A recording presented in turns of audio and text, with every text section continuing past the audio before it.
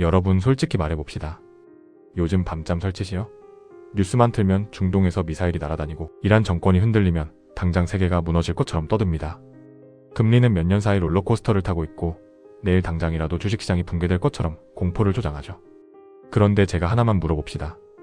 여러분 그렇게 뉴스 끼고 살면서 사고 팔아서 돈 좀 버셨습니까? 오히려 지금이라도 팔아야 하나? 고민하다가 공포의 절정인 저점에서 던지고 뉴스에서 이제 호재다 떠드니까 고점에서 다시 물리는 그 바보 같은 짓 언제까지 반복하실 건가요? 이러다가는 은퇴 자금은커녕 스트레스로 병원비가 더 나갈 판입니다. 남들 전쟁 뉴스에 일일비하며 소중한 시간을 낭비할 때 당신의 계좌는 소리 없이 멍들고 있다는 사실을 아십니까? 지금 당신이 보고 있는 그 자극적인 뉴스들 그거 정보 아닙니다. 당신의 판단력을 갉아먹는 노이즈입니다. 그 뉴스에 반응해서 사고팔기 시작하는 순간 당신의 돈은 복리로 자라나는 씨앗이 아니라 시장에 계속 잘려나가는 나뭇가지가 됩니다. 정신 똑바로 차리십시오. 통계가 증명하는 잔인한 진실 하나 알려드릴까요? 투자업계에는 오래된 이야기가 있습니다. 수익률이 가장 좋았던 계좌가 어떤 계좌였는지 아십니까? 바로 비밀번호를 잊어버린 계좌 또는 사망해서 아무도 건드리지 않은 계좌였습니다. 이유는 간단합니다. 사람이 개입하지 않았기 때문입니다. 참 아이러니하죠? 살아있는 우리가 그렇게 똑똑한 척 예측하고 분석하고 대응했는데 아무것도 안 한 죽은 사람이 이겼습니다. 왜일까요? 인간의 뇌는 원래 투자를 못하게 설계되어 있기 때문입니다. 공포가 오면 도망치고 싶고 탐욕이 오면 뛰어들고 싶은 그 본능이 당신의 계좌를 망치는 겁니다.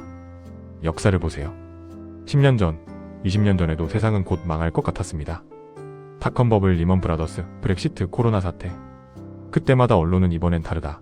자본주의의 종말이다라고 소리쳤습니다. 하지만 그때 묵묵히 S&P 500이나 나스닥 ETF를 모았던 사람들은 지금 어떻게 살고 있을까요? 그들은 뉴스를 분석한 게 아니라 뉴스라는 소음을 꺼버렸습니다. 지금 여러분이 해야 할 건 예측이 아니고 대응도 아닌 바로 뉴스라는 소음에서 멀어지는 것입니다. 시장은 오래 버틴 사람에게만 우상향을 허락합니다. 시장을 망치는 가장 위험한 존재는 전쟁도 아니고 금리도 아닙니다. 바로 투자자 자신입니다. 은퇴 투자는 100m 달리기가 아니라 마라톤입니다. 그래서 시장에서 살아남는 사람은 빠른 사람이 아니라 끝까지 버틴 사람입니다. 복리의 마법은 시간이 만듭니다.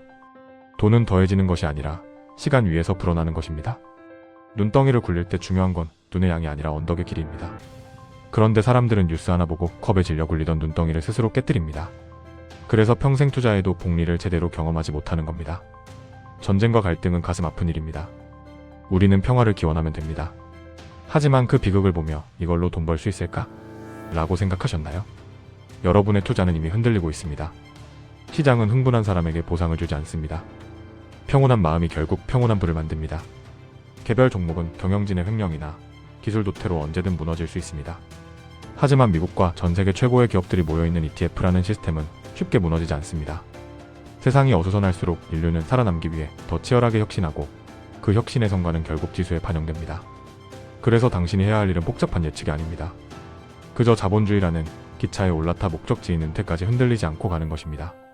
여러분, 결국 승자는 똑똑한 머리를 가진 사람이 아니라 무거운 엉덩이를 가진 사람입니다.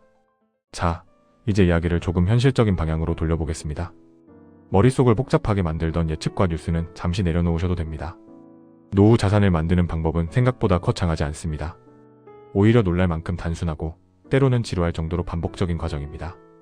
하나, 뉴스를 너무 많이 소비하는 습관부터 한번 돌아보십시오. 매일 내일 폭락한다. 이 종목 안 사면 벼락 거지 된다. 이런 자극적인 제목을 반복해서 보는 것이 과연 당신의 투자에 도움이 되는지 말입니다. 대부분의 경우 그런 정보는 투자 판단을 돕기보다 불안과 조급함만 키웁니다. 때로는 뉴스를 하나 더 보는 것보다 마음을 차분히 유지하는 것이 훨씬 좋은 투자 결정이 될 수 있습니다. 둘, 차동 이체를 활용하는 것도 좋은 방법입니다. 매달 정해진 날짜에 수입의 일정 금액이 자연스럽게 투자로 이어지도록 구조를 만들어두는 것이죠. 예를 들어 VOO나 QQQ처럼 넓은 시장을 담는 ETF에 꾸준히 투자하는 방식입니다. 이렇게 하면 시장이 오를 때는 자산이 늘어나는 기쁨이 있고 시장이 내려갈 때는 같은 돈으로 더 많은 지분을 살 수 있는 기회가 됩니다. 결국 장기 투자에서 중요한 것은 매번 판단하려 애쓰는 것이 아니라 흔들리지 않고 계속 이어갈 수 있는 구조를 만들어두는 것입니다. 셋, 삶의 균형에도 시선을 돌려보십시오. 주식 화면을 계속 들여다보는 시간 대신 가족과 공원을 산책하고 손주나 자녀에게 안부 전화를 한 번 더 하는 시간이 더 큰 가치를 줄 때가 많습니다. 은퇴 후의 삶은 돈만으로 완성되지 않습니다. 건강과 관계가 함께할 때 비로소 안정된 노후가 만들어집니다. 결국 평온한 마음이 평온한 노후를 만듭니다. 여러분, 시장은 늘 시끄럽고 세상은 언제나 불안합니다. 하지만 그 소음 속에서도 조용히 자산을 키우는 사람들은 있습니다. 그들은 매일 뉴스를 맞추려 애쓰지 않습니다. 대신 흔들리지 않는 원칙과 시간을 믿습니다. 복리는 조급한 사람에게가 아니라 오래 버틴 사람에게 미소 짓습니다. 오늘 이 순간부터라도 시장의 소음보다 자신의 인생에 더 집중하십시오. 그렇게 한 걸음씩 걸어가다 보면 어느 날 뒤돌아봤을 때 여러분의 노후는 생각보다 훨씬 단단한 자산 위에 서 있게 될 것입니다.